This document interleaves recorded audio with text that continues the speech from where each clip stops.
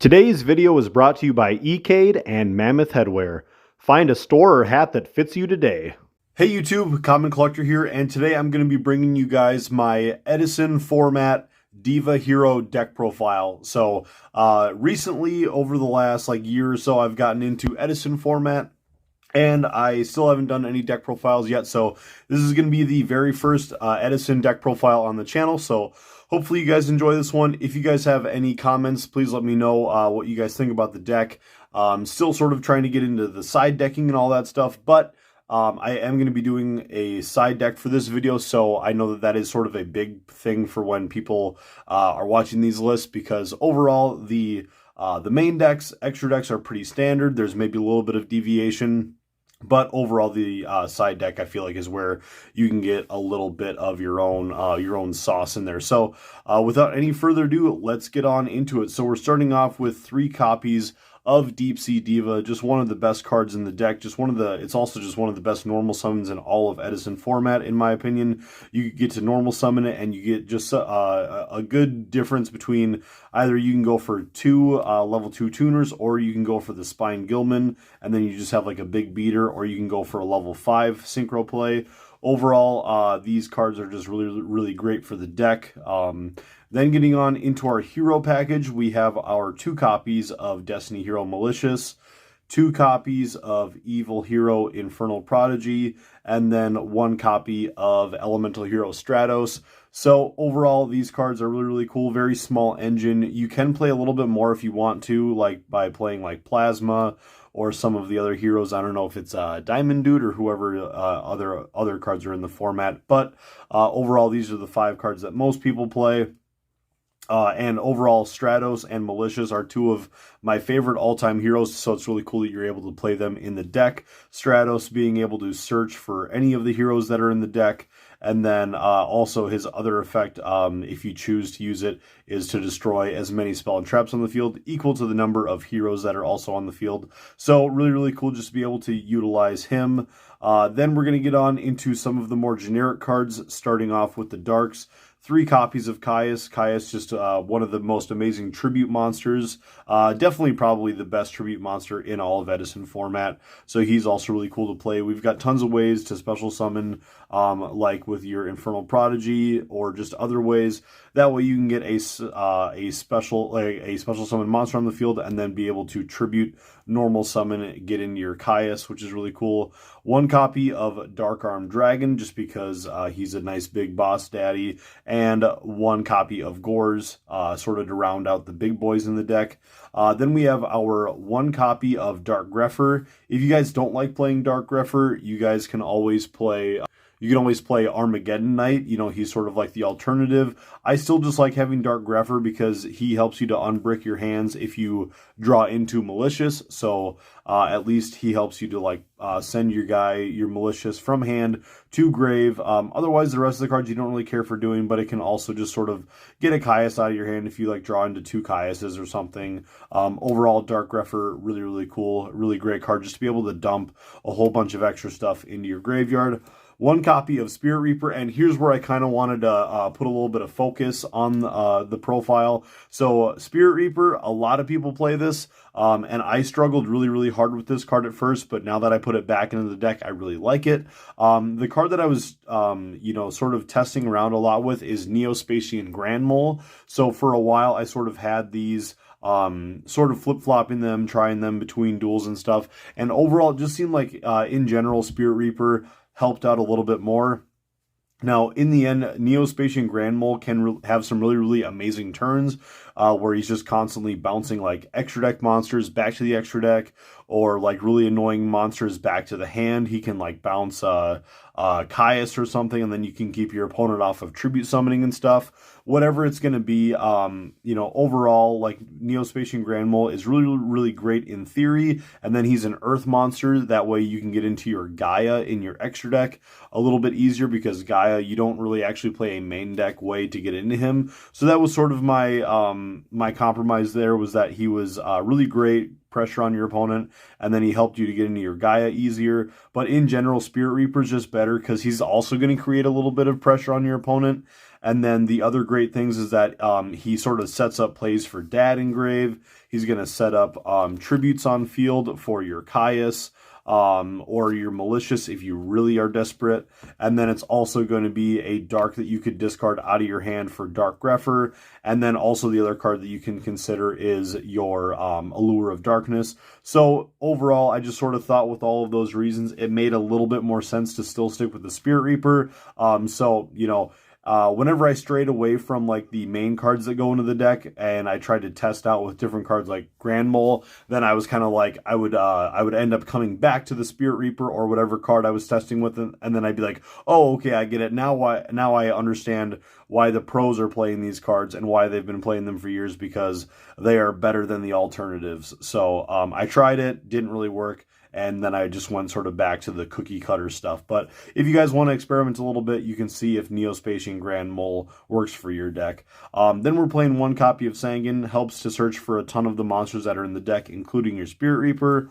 One copy of Plague Spreader Zombie. And then our last monster to round out the main deck for the monsters is going to be our one copy of Treeborn Frog. Obviously, this card is just amazing.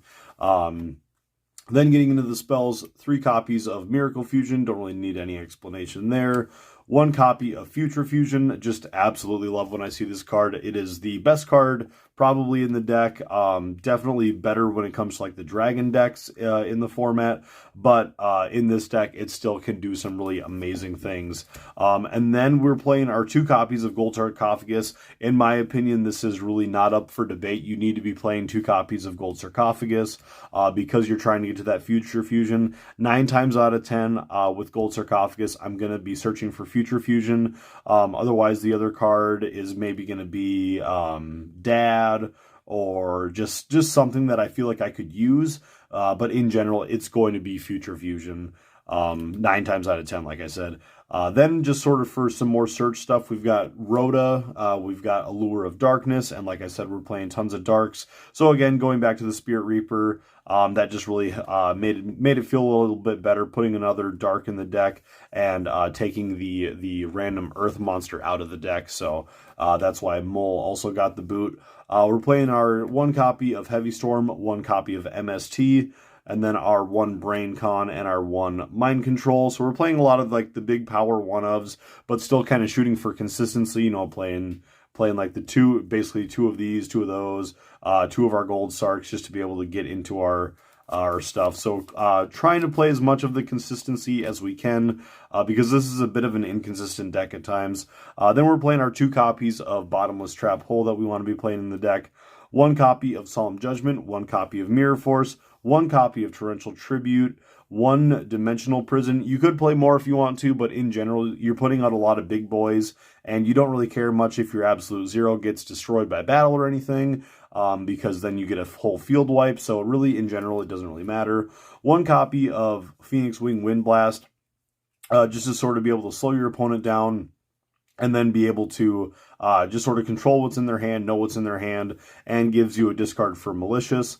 1 copy of Trap Dust Shoot, and then also 1 copy of Return from the Different Dimension. Return is just amazing. Sometimes, some duels, it doesn't feel like you really banish enough, but the duels where you do banish a ton, and then you end up getting this off, it just feels amazing, especially if your opponent is playing a Caius deck or anything like that. This card can just feel really, really great, and just can steal you wins. You know, your Plague Spreader Zombie gets banished, one of your Maliciouses is banished automatically right there. That's going to be like a Stardust Dragon or an Archfiend or whatever you want. So overall, that's going to work out really, really well. So that is the 40 card main deck. Like I said, not a ton of innovation. When it comes down to it, you're like, it's sort of like a couple of the traps is sort of all that you're going to be experimenting with. Otherwise, the rest of like the monster lineup and stuff is very, very standard. Getting on into the extra deck, we're playing our 3 copies of Absolute Zero. This is a must for the deck. You want to be playing 3 copies of it. Sometimes, you know, most duels you're going to go through 1, sometimes 2. When you get to that 3rd one, you're going to be happy that you're playing 3. One copy of Gaia. This is probably the most cuttable card in the extra deck because he doesn't come up very often. You basically have to like mind control or brain control one of your opponent's earth monsters, or specifically like go into Goyo Guardian in your extra deck. But still, this card is really, really amazing. One copy of Chimera Tech just to be able to play against the like Machine and Cyber Dragon decks. One copy of Armory Arm.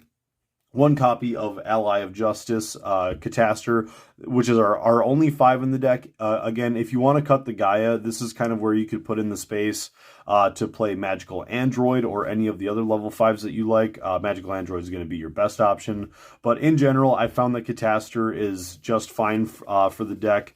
If you open up with Diva and you have to go Diva and then into your Spine Gilman, that's going to be a level 5, and you can just go for a big push with those guys.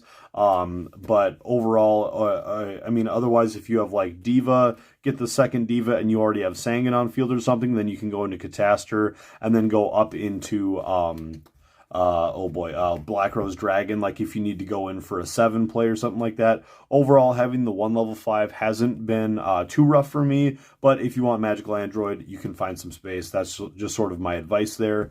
One copy of Brionic, just amazing, and then our Goyo Guardian, again, works as an Earth for the deck, and then, I mean, Goyo Guardian just doesn't need any other excuse to be in the extra deck because it's so good. One copy of Black Rose Dragon. Then getting on into the 8s, we have Stardust, Thought Ruler Archfiend, Dark End Dragon, and Colossal Fighter. And then for our level 9, I do like playing the 1 copy of Mistworm, just because you never know exactly what you're going to be snatching from your opponent if you're using your brain control. And then also, like, if you have, like, a Diva, Caius, and then your Treeborn Frog coming back every turn, then the Treeborn Frog, that means you can go into an 8, or because Treeborn's on the field, you can go into a 9 and go into Mistworm. So overall, that extra deck has been working phenomenally. It always gives you enough options to what you need, but can use a little bit of tweaking depending on your play style. Getting on into the side deck, I'm playing 2 copies of Light Imprisoning Mirror. You guys are going to see, like the deck where I'm playing like as many like high ratios as I can. I'm also just trying to sort of play into as many high ratios as I can for the side deck, just to make sure that when I'm siding, I'm actually seeing the cards that I want consistently. So we're also playing 2 copies of Fossil Dyna Pachycephalo. The reason why I bring that up is because I see a lot of side decks, especially in Edison format, where people are playing like 1-ofs and 2-ofs. So, you know, like they're like, I'm going to play 1 copy of Soul Release and stuff. And I'm like, well, what's the point of playing that? You know, you're not going to be seeing those copies too often. Like when you're in modern format and you only have like 1 copy of Called by the Grave or something to stop D-Shifter, wouldn't you want to play more? Obviously. So I think that you want to play like 2 or 3 copies of some of these cards. You have more turns to see them when it comes to Edison format, but still, I think that consistency is kind of key, especially when it comes to siding. Then we have our 1 copy of Deck Devastation Virus, 2 copies of Pulling the Rug, you know, Monarch decks and all that sort of stuff. 1 copy of Lightning Vortex. This gives you another discard outlet, and then it is also just really amazing for when you're going up against stuff like Archlord Christia and anything that's going to be floodgatey, or if your opponent is just putting out big boards like they're playing like plants with Titanials and then all of like the dandy tokens. So overall, I like having Lightning Vortex in the side. 2 copies of Dust Tornado just to get around more floodgates and stuff, and then 2 copies of Cyber Dragon just to turn on our Chimera Tech Fortress Dragon, and then just more ways to get rid of graveyard stuff. We have 1 copy of Transmigration Prophecy and 2 copies of Soul Release. So like I said, I like to aim for consistency. So 2 Soul Release and the 1 Transmigration Prophecy just means that you're going to be able to interact with your opponent's graveyard a little more. This is going to be, you know, sort of a quick effect. You know, you can do this on your opponent's turn. If they're about to go for some sort of a banish play or something and you know it's coming, you can just do this ahead of time. So Overall, guys, that's going to do it for my Diva Hero deck profile. Hopefully you guys enjoy this one. Again, let me know in the comment section what you guys think that you guys would change. Definitely a few different avenues you can go with this deck, but overall, there's sort of like kind of a skeleton that you do put into the deck. So let me know what you guys do for your variations of the deck. Leave a like and subscribe to the channel if you guys want to see more Edison deck profiles. I'm going to be doing some other big ones coming up like Black Wings, Quick Draw Synchron, all that kind of stuff. So if you guys are interested, again, please subscribe to the channel, and thank you so much for watching. Peace.